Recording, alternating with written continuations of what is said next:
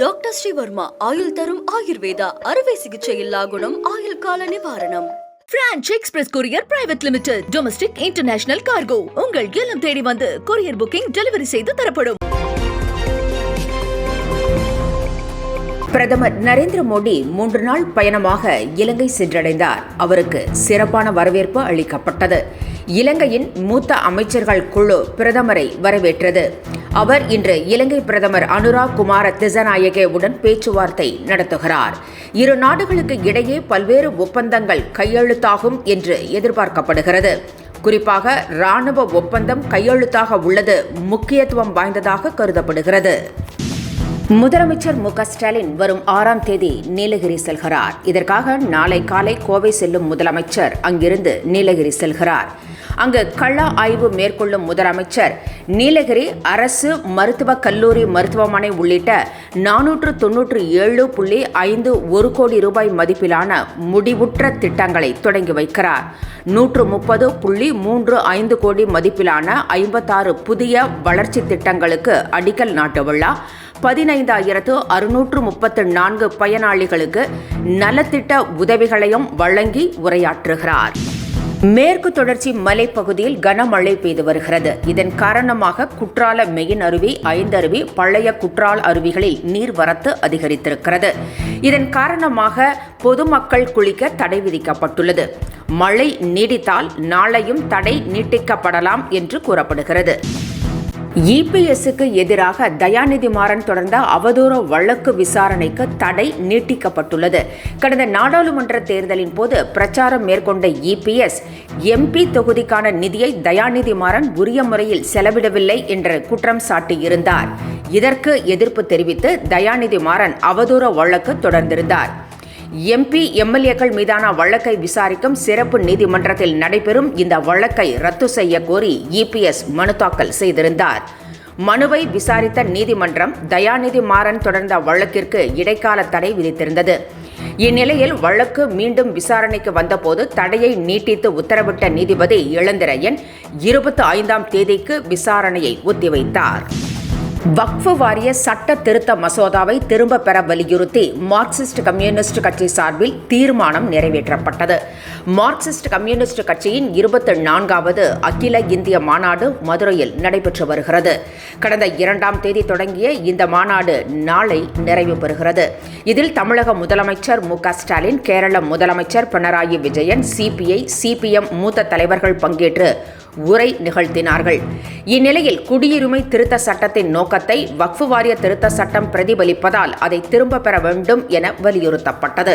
தொகுதி மறுசீரமைப்பின் போது மக்கள் தொகையை வெற்றிகரமாக கட்டுப்படுத்திய மாநிலங்களின் நலன்கள் பாதுகாக்கப்பட வேண்டும் என்றும் நியாயமான சீரான பிரதிநிதித்துவம் வழங்க வேண்டும் என்றும் வலியுறுத்தி தீர்மானம் நிறைவேற்றப்பட்டது. எஸ்சி, எஸ்டி தொகுதிகளுக்கான விகிதாச்சாரம் பாதுகாக்கப்பட வேண்டும், எல்லை நிர்ணயம், சமத்துவம், கூட்டாட்சி உள்ளிட்டவை குறித்து மாநில அரசுகளுடன் மத்திய அரசு பேச்சுவார்த்தை நடத்த வேண்டும் என்றும் வலியுறுத்தப்பட்டது. தமிழக பாஜக தலைவர் பதவிக்கு தான் யாரையும் கை காட்டவில்லை என்று அண்ணாமலை தெரிவித்திருக்கிறார். கோவையில் செய்தியாளர்களிடம் பேசிய அவர், புதிய மாநில தலைவர் போட்டியில் தான் இல்லை என்றும் இந்த மண்ணை விட்டு செல்ல மாட்டேன் என்றும் கூறினார். பாஜகவில் தலைவர்களுக்கு போட்டி இல்லை என்றும் எல்லோரும் சேர்ந்து ஒரு தலைவரை தேர்ந்தெடுப்பதாகவும் அண்ணாமலை கூறினார். நாடாளுமன்றத்தில் வக்ஃபு வாரிய சட்ட திருத்தம் கொண்டு வரப்பட்டுள்ளதை வரவேற்பதாகவும் அண்ணாமலை தெரிவித்தார். அறநிலையத்துறையில் அனைத்தும் சட்டப்படியே நடப்பதாக அமைச்சர் சேகர் பாபு விளக்கம் அளித்திருக்கிறார். சட்டப்பேரவையில் பாஜக எம்எல்ஏ காந்தி எழுப்பிய கேள்விக்கு பதிலளித்த அவர், அறநிலையத்துறைக்காக தனி நிதிநிலை அறிக்கை தாக்கல் செய்ய தயாராக இருப்பதாக குறிப்பிட்டார். அறநிலையத்துறை கட்டுப்பாட்டில் உள்ள கோவில்கள் அனைத்திலும் கிடைக்கும் நிதி சட்டத்தின் அடிப்படையிலேயே செலவு செய்யப்படுவதாகவும் இதை தமிழக அரசு தணிக்கை செய்து வருவதாகவும் அமைச்சர் கூறினார். வக்ஃபு வாரிய சட்ட திருத்தத்தை திரும்ப பெற வலியுறுத்தி வரும் 8ஆம் தேதி விசிக சார்பில் போராட்டம் நடைபெறும் என திருமாவளவன் அறிவித்திருக்கிறார்.